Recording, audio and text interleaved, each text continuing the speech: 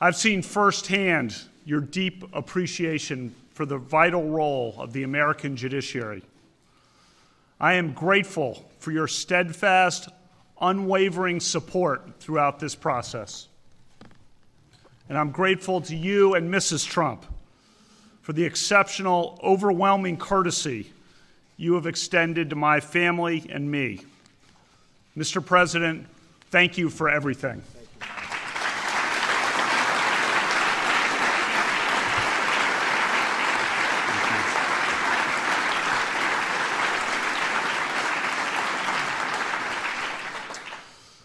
I'm honored to serve on a Supreme Court headed by Chief Justice John Roberts. Chief Justice Roberts is a principled, independent, and inspiring leader for the American judiciary. As a country, we are fortunate to have John Roberts as Chief Justice of the United States. I'm honored to serve alongside all of my new colleagues, each of whom I know, and each of whom I greatly admire and deeply respect. All 9 of us revere the Constitution. Article 3 of the Constitution provides that the judicial power shall be vested in one Supreme Court. The Supreme Court is an institution of law. It is not a partisan or political institution. The justices do not sit on opposite sides of an aisle. We do not caucus in separate rooms. The Supreme Court is a team of 9, and I will always be a team player on the team of 9.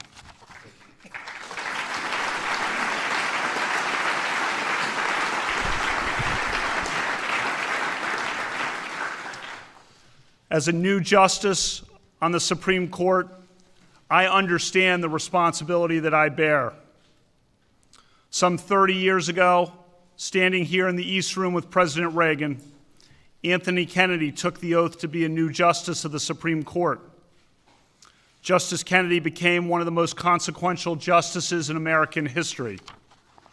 I served as Justice Kennedy's law clerk in 1993. To me, Justice Kennedy is a mentor, a friend, and a hero. On the Supreme Court, he was a model of civility and collegiality. He fiercely defended the independence of the judiciary and zealously guarded the individual liberties secured by the Constitution. Justice Kennedy established a legacy of liberty for ourselves and our posterity.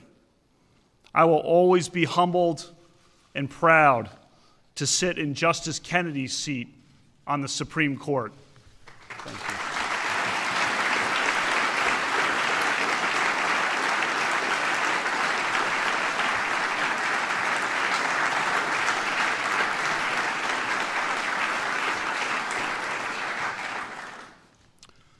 I thank the members of the United States Senate, Senate Majority Leader Mitch McConnell, for his leadership and steady resolve. I thank Judiciary Committee Chairman Chuck Grassley for his wisdom and fairness. And I give special gratitude to Senators Rob Portman, Susan Collins, Joe Manchin, John Kyle, and Lindsey Graham. They are a credit to the country and the Senate. I'll be forever grateful to each of them and to all the senators who carefully considered my nomination. Presiding over the final vote in the Senate on Saturday was Vice President Pence. I'm grateful to the Vice President for his sound advice and faithful support. I thank counsel to the President, Don McGahn, who was a warrior for fairness and performed his critical duties in the finest traditions of our Constitution. Thank you.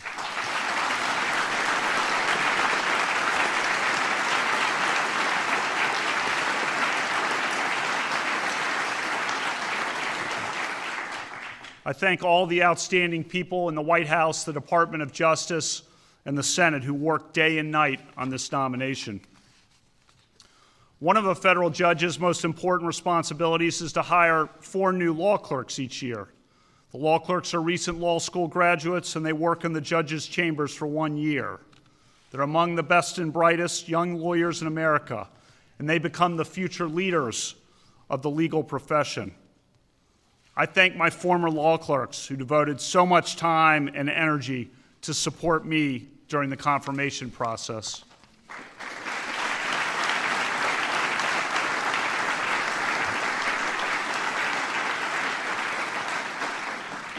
Inspired by my mom, who was a trailblazer for women in the law, I've worked hard throughout my career to promote the advancement of women. Women still face many barriers in the American workplace, and all of us have a responsibility to address that problem. During my 12 years on the D.C. Circuit, a majority of my law clerks were women, and almost all of them went on to clerk at the Supreme Court.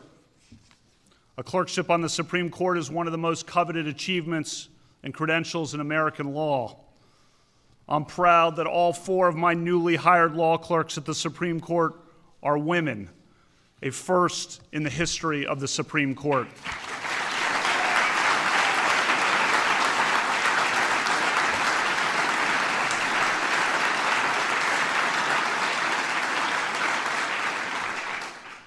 Tonight, I thank all my friends, so many amazing and fearless friends, from my high school days, college, law school, clerking, the Bush White House, including President George W. Bush.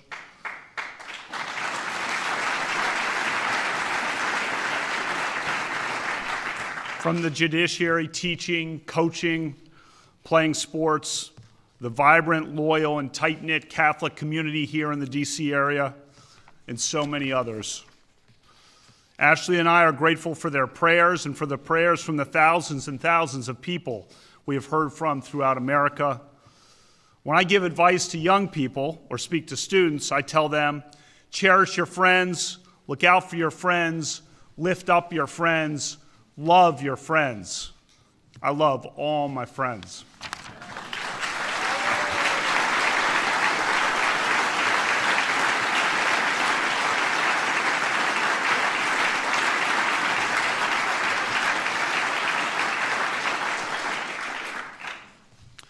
I thank my family.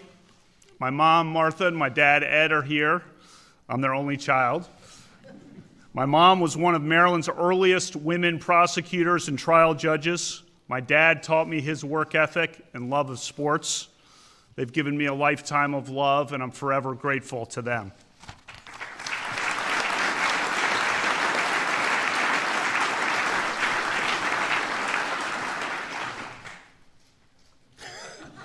My daughters, Margaret and Liza, are smart, strong, awesome girls. They're in the middle of fall lacrosse, looking forward to the upcoming basketball season. I thank their teachers for giving them the day off tomorrow so that they can come watch 2 cases being argued at the Supreme Court.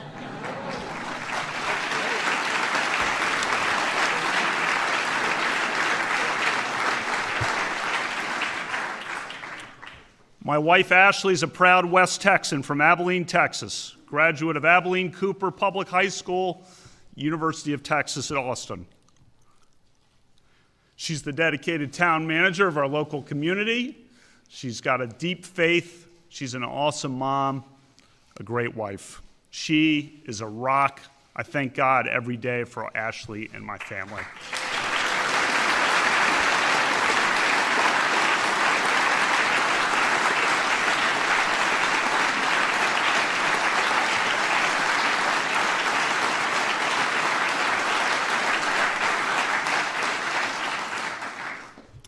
The Senate confirmation process was contentious and emotional. That process is over.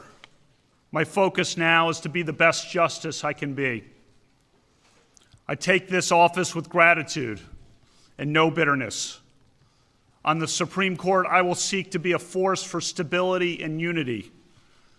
My goal is to be a great justice for all Americans and for all of America. I will work very hard to achieve that goal. I was not appointed to serve one party or one interest, but to serve one nation. America's Constitution and laws protect every person of every belief and every background. Every litigant in the Supreme Court can be assured that I will listen to their arguments with respect and an open mind. Every American can be assured that I will be an independent and impartial justice, devoted to equal justice under law.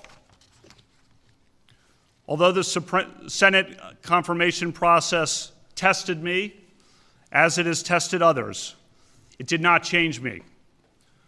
My approach to judging remains the same. A good judge must be an umpire, a neutral and impartial decider who favors no litigant or policy. A judge must be independent and must interpret the law, not make the law.